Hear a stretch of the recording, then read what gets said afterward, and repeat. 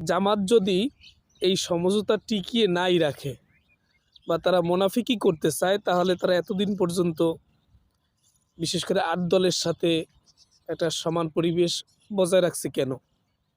এমন প্রশ্ন অনেকেই থাকতে পারে বা অনেকেই করতে পারেন, বিশেষ করে জামাত ইসলামের সমর্থক যে ভাইরা আছেন, যে আমাদের ভিতরে যদি মুনাফিকি খাসলাতি থাকে তাহলে আমরা এতদিন পর্যন্ত একসাথে পথ চললাম কেন? এর অন্যতম একটা উল্লেখযোগ্য কারণ, ২৪-এর গণঅভ্যুত্থানের পরে এদেশের সাধারণ মানুষ, সর্বঘরানার মানুষ অনেকেই জামাতকে চিনত না বা জামাতের প্রতীক চিনত না।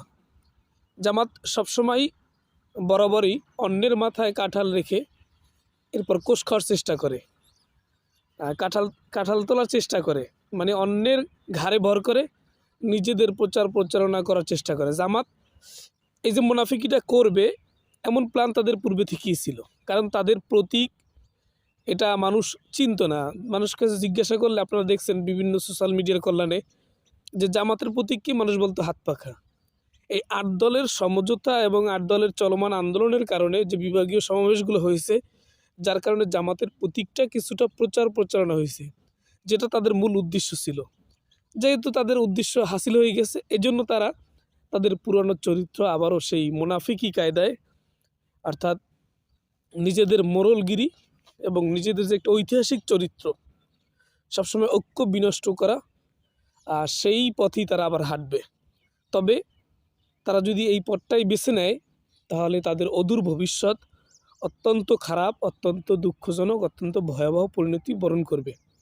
দেশের মানুষ জামাতকে কখনো তাদের নিজস্ব দল বা নিজস্ব যে একটা আশা আকাঙ্ক্ষার জায়গা সেটা কখনো তারা দিবে না এবং সেখানে তারা বসাবে না, এমনটাই আমরা আশা করতে পারি। কিন্তু ইসলামী আন্দোলন বাংলাদেশ কখনো ক্ষমতার জন্য, কখনো আসনের জন্য বা কখনো অর্থের মোহে মানুষের সাথে মুনাফিকি করে নেয়, দেশের সাথে বেইমানি করে নেয়, জনগণের সাথে, ইসলামের সাথে বেইমানি করে নেয়, ভবিষ্যতেও করবে না।